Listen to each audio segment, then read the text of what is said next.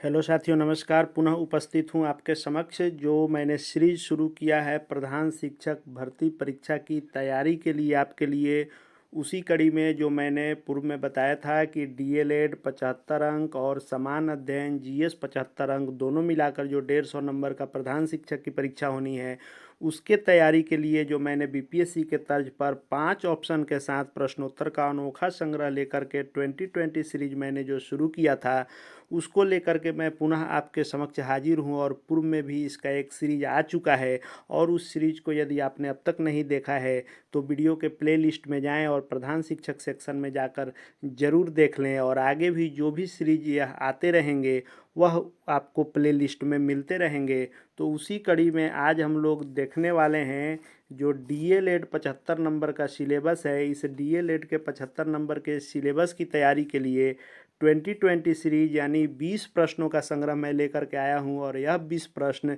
Short व्याख्या के साथ होंगे, और उस व्याख्या को देखने समझने के बाद आपको 20 प्रश्नों के साथ मिनिमम 20 प्रश्न और ओवरऑल देखेंगे तो अधिकतम 50 से भी अधिक प्रश्न आपके निश्चित रूप से तैयार हो जाने वाले हैं।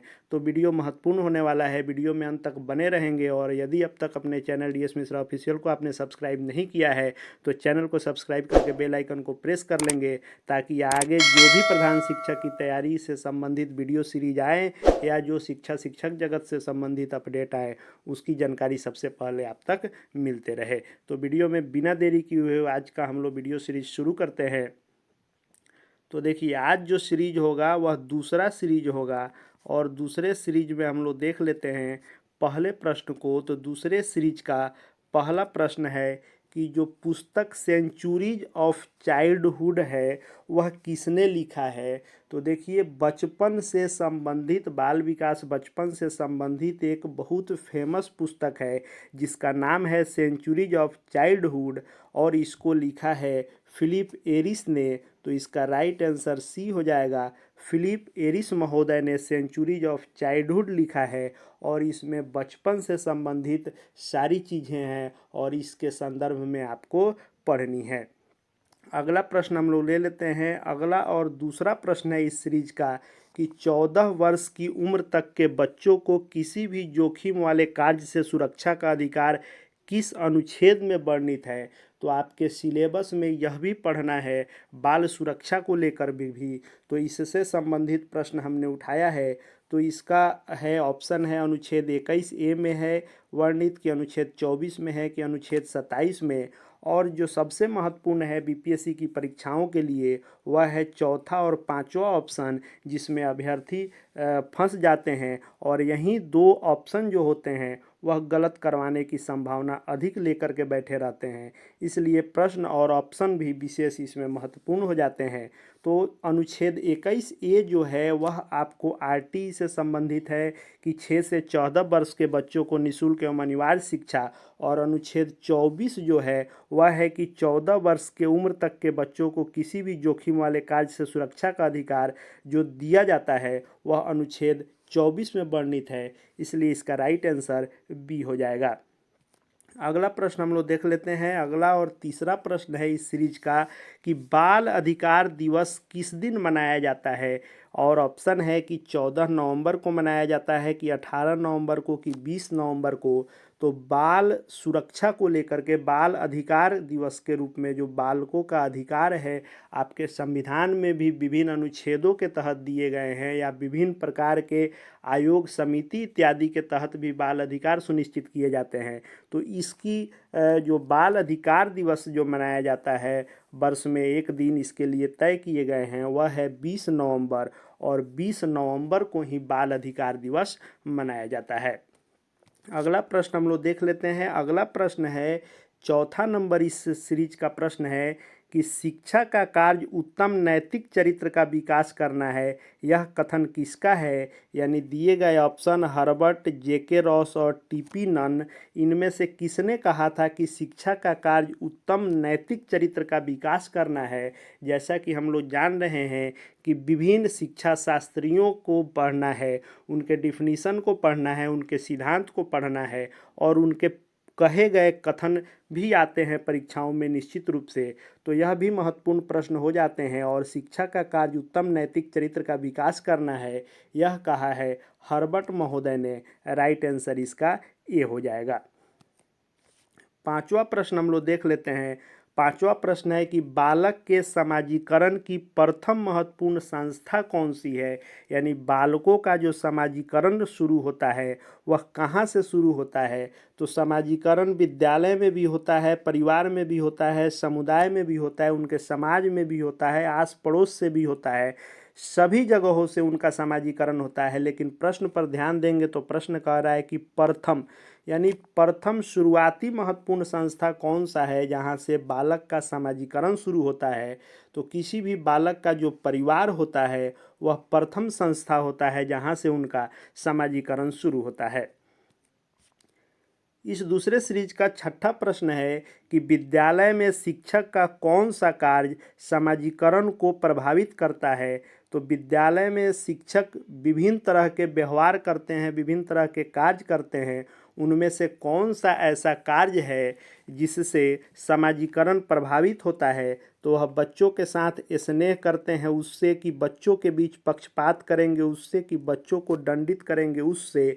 तो इसका राइट आंसर जो होगा वह डी हो जाएगा, उपयुक्त में एक से अधिक। और ऐसे ही प्रश्नों और ऑप्शन में डीएलएड में खास करके, क्योंकि डीएलएड में सभी ऑप्शन सही ही लगते हैं लेकिन उसमें से आपको सही विकल्प चुनना होता है, तो आपको देखने में लग जाएगा कि ये स्नेह ही होगा, पक्षपात दंड नहीं होगा। लेकिन आप यदि पक्षपात भी करते हैं तो निगेटिविटी के रूप में समाजीकरण उनका इफेक्टेड होगा, दंड भी देते हैं तब भी होगा। इसलिए स्नेह, पक्षपात और दंड तीनों बालकों के समाजीकरण को इफेक्ट करते हैं। इसलिए राइट आंसर डी हो जाएगा, उपयुक्त में से एक से अधिक।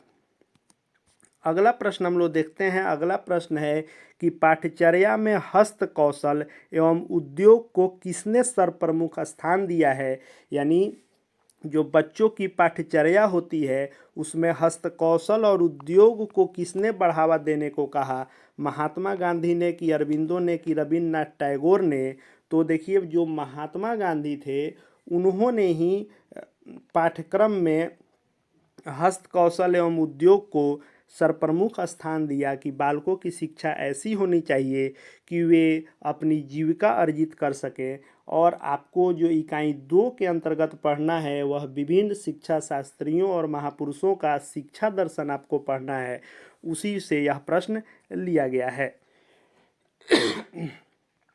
अगला प्रश्न है हिंद स्वराज से। तो आपको इकाई 2 का सबसे पहला ही टॉपिक है महात्मा गांधी हिंद स्वराज सामाजिक दर्शन और शिक्षा के संबंध में रेखांकित करते हुए। तो हिंद स्वराज के बारे में पढ़ना बहुत ही महत्वपूर्ण हो जाता है। तो प्रश्न है कि हिंद स्वराज पुस्तक जो लिखी गई वह मूलतः किस भाषा में लिखी गई, हिंदी में, कि गुजराती में, कि मराठी में लिखी गई।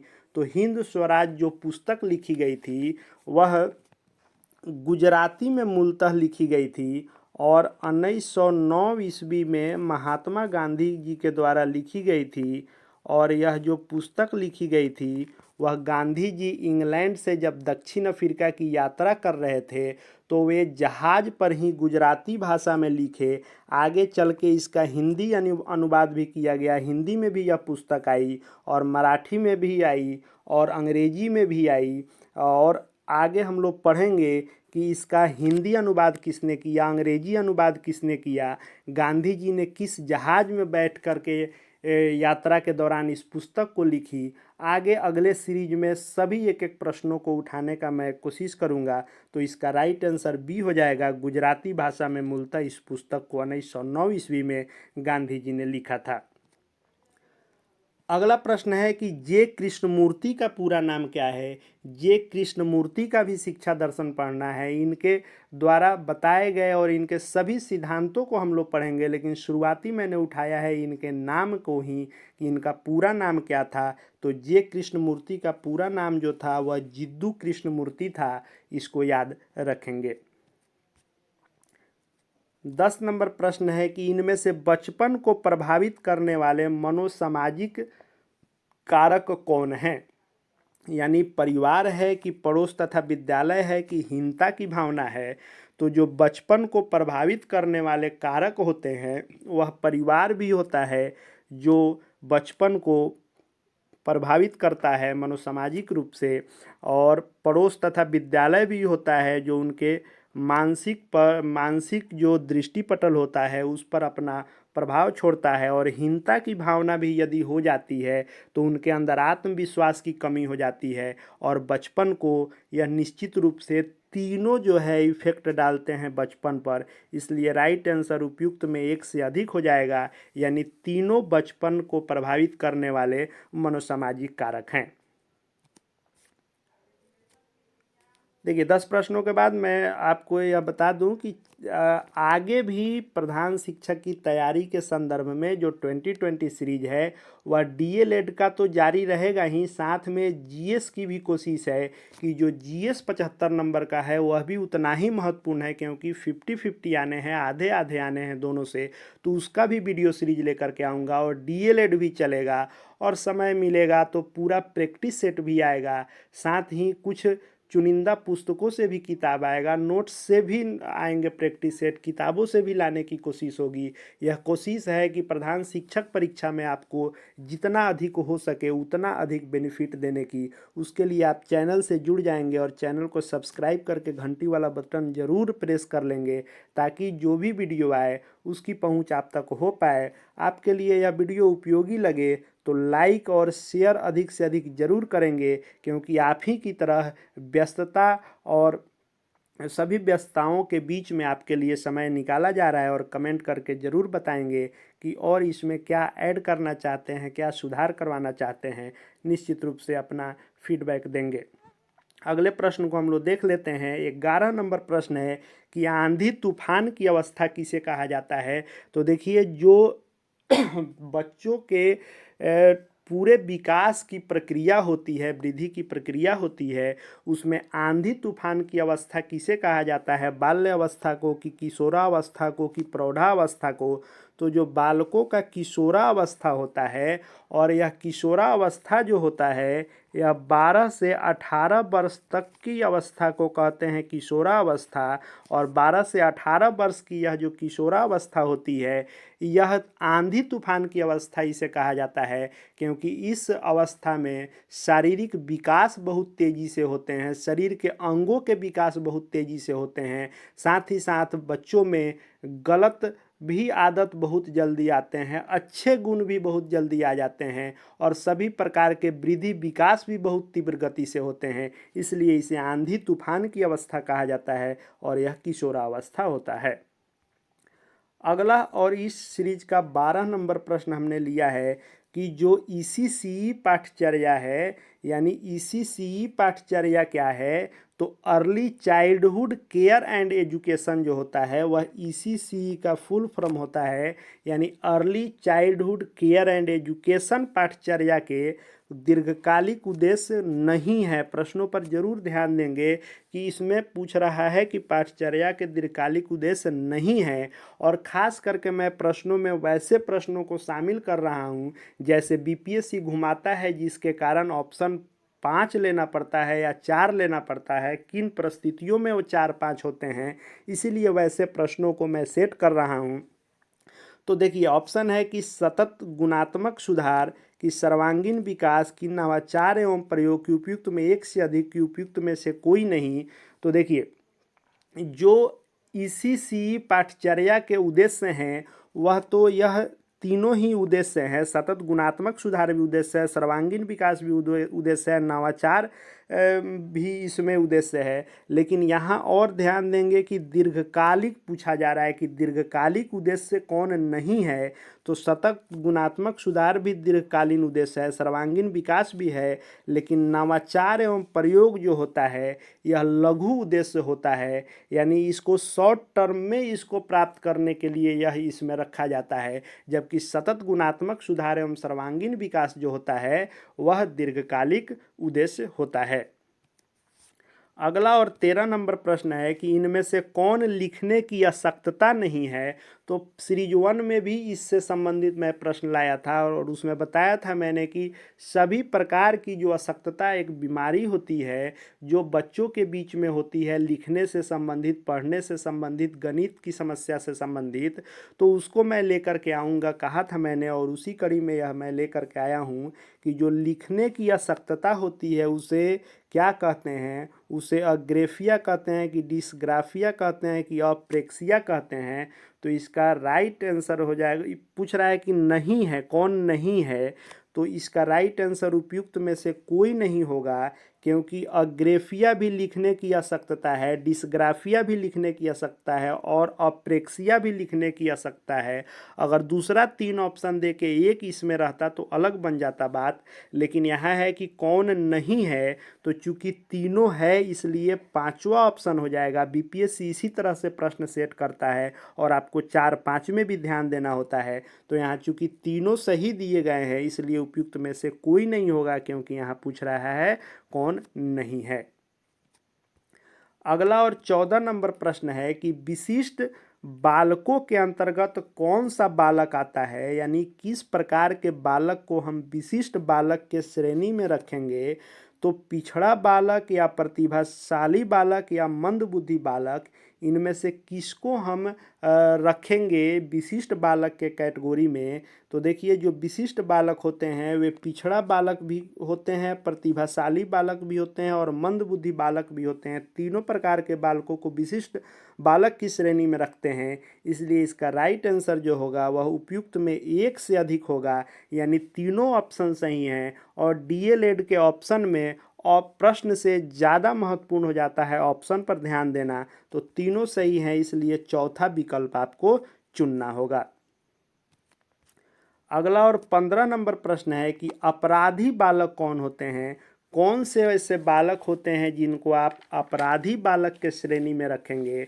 जो शिक्षक के लिए सिरदर्द बने होते हैं वे होते हैं कि जो कक्षा में अव्वल आते हैं वे होते हैं कि जो असामाजिक कार्य करते हैं वे होते हैं। तो अपराधी बालक वे होंगे जो असामाजिक कार्य करेंगे, उनको हम अपराधी बालक के श्रेणी में रखेंगे। अगला और 16 नंबर प्रश्न है कि आंगनबाड़ी स्कूल के बच्चे किस आयु वर्ग के होते हैं। तो जो आंगनबाड़ी होता है आईसीडीएस कार्यक्रम के तहत जो आंगनबाड़ी स्कूल चलते हैं उसमें किस आयु वर्ग के बच्चों को रखा जाता है। तो 1 से 3 वर्ष के बच्चों को तो किसी स्कूल में नहीं भेजा जाता है। 3 से 6 वर्ष के बच्चे जो होते हैं यही आंगनबाड़ी स्कूल के बच्चे होते हैं, और जब बच्चे 6 साल के हो जाते हैं वहीं प्राथमिक स्कूलों में आते हैं, और कक्षा 1 से जब 6 साल के हो जाते हैं तो उनका नामांकन होता है और वह विद्यालयों में पढ़ने लगते हैं, जबकि 3 से 6 वर्ष तक उनको आंगनबाड़ी स्कूल में पूर्व प्राथमिक शिक्षा प्राप्त करनी होती है। 8 यूनिट हमको टोटल पढ़ना है। डीएलएड का जो सिलेबस है वह 8 इकाई में दिया गया है, और उस 8 इकाई के तहत आपको 60 टॉपिक दिए गए हैं, और यह 60 टॉपिक जो है इसमें से लगभग सभी जो है बिहार डीएलएड के फर्स्ट ईयर से सभी बुकों को उठाकर रखा गया है। थोड़ा बहुत पॉइंट जो है इसमें आपको सेकेंड ईयर का है, बाकी टोटली फर्स्ट ईयर का है। और इस 8 पॉइंट के 60 जो टॉपिक हैं वह महत्वपूर्ण हैं और सभी से प्रश्न आएंगे। तो हमारी कोशिश है कि जो 8 इकाई हैं उससे प्रश्न उठाए जाएं, लेकिन चूंकि यह 2020 सीरीज मैं लेकर के आया हूं, क्योंकि मैं अपने स्थिति के अनुसार आपकी भी स्थिति को भांप रहा हूं कि आपके पास भी लाइबिलिटी विद्यालय करने के बाद, अपनी लाइबिलिटी को पूरा करने के बाद आपके पास भी समय कम बचते हैं, तो बहुत बड़ा वीडियो देखने और समझने का समय आपके पास भी नहीं एक साथ होगा। इसीलिए 2020 सीरीज मैं लेकर के आया हूँ कि 20, 22, 25 मिनट का आप देखते जाएं और लगभग 30-40 प्रश्न आपके क्लियर होते जाएंगे। इसीलिए यह सीरीज जो है 8 इकाई में से उठाया जा रहा है। कभी किसी इकाई में से छूटेगा तो अगले में उसको शामिल निश्चित रूप से करता रहूँगा, लेकिन कोशिश है कि 8 इकाई से आपके लिए प्रश्न बनाए जाएं। 17 नंबर प्रश्न है कि जो चेतना सत्र हम लोग के विद्यालयों में होता है, तो चेतना सत्र की शुरुआत किससे होती है। तो निश्चित रूप से हम लोग जानते हैं कि चेतना सत्र की शुरुआत प्रार्थना से होती है। तब जाकर चेतना सत्र की शुरुआत होती है और विद्यालय का जो रूटीन होता है वह आगे बढ़ता है। अगला और 18 नंबर प्रश्न है कि समेकित शिक्षा में केंद्रीय भूमिका किसकी है।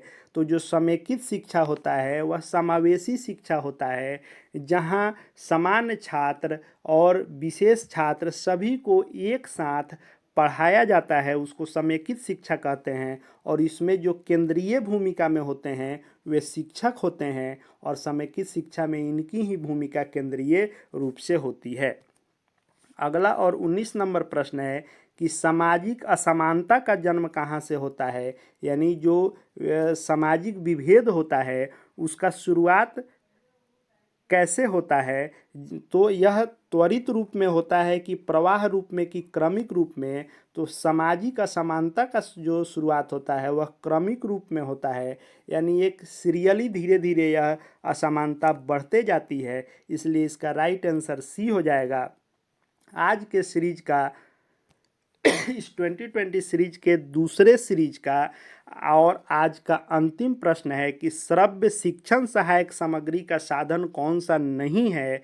तो हमको डीएलएड सिलेबस के अंतर्गत आईसीटी भी पढ़ना है और उससे यह प्रश्न है कि श्रव्य शिक्षण सहायक सामग्री का साधन कौन नहीं है। तो रेडियो, टेलीफोन या भ्रमण या उपयुक्त में एक से अधिक या उपयुक्त में से कोई नहीं। तो रेडियो तो श्रव्य साधन है ही, टेलीफोन भी श्रव्य साधन है, जबकि भ्रमण जो होता है वह श्रव्य साधन नहीं होता है। तो राइट आंसर सी हो जाएगा। और इस तरह आज के प्रधान शिक्षक डीएलएड 75 अंक की तैयारी के 2020 सीरीज का यह 20वां प्रश्न आपने देखा और शॉर्ट व्याख्या के साथ आपने देखा। आगे भी प्रधान शिक्षक की तैयारी 75 अंक डीएलएड से संबंधित और 75 अंक जीएस से संबंधित यह 2020 सीरीज कंटिन्यू रहेगा आपके लिए, और हर सीरीज में कुछ अच्छा देने और बेहतर देने की कोशिश जारी रहेगी। इसलिए चैनल से निश्चित रूप से जुड़ जाएंगे और चैनल को सब्सक्राइब करके बेल आइकन को प्रेस कर लेंगे ताकि आगे से हर वीडियो आप तक पहुंच पाए और आपके तैयारी को एक धार मिल सके। और साथ ही साथ मैं टू द सिलेबस वीडियो लेकर के आ रहा हूं और प्रश्नों को सिलेबस वाइज सेट कर रहा हूं, इसलिए आपको यह एक गति भी मिल जाएगी और आपको एक सही दिशा भी मिल जाएगा। अन्य जिस भी माध्यम से आप तैयारी कर रहे होंगे वहां आपको निश्चित रूप से आपको सुविधा होगी कि जो आप पढ़ रहे हैं क्या सही दिशा में पढ़ रहे हैं या नहीं, क्योंकि मैं जो 20 ही प्रश्न ला रहा हूँ एकदम लाइन बाय लाइन सिलेबस से उठा करके ला रहा हूँ। तो आगे भी यह सीरीज जारी रहेगी और साथ ही साथ हमारे Telegram channel DS Mishra official, जिसका लिंक इसके डिस्क्रिप्शन बॉक्स में है, उससे भी जुड़ जाएंगे। वहाँ भी आपको शिक्षा एवं शिक्षक जगत की हर खबर मिलती रहेगी और साथ ही साथ प्ले लिस्ट में आप हमेशा विजिट करते रहेंगे। जो भी वीडियो सीरीज आएंगे वह प्रधान शिक्षक सेक्शन में प्ले लिस्ट में आपको मिलते रहेंगे। इस वीडियो को देखने के लिए आपका बहुत बहुत धन्यवाद।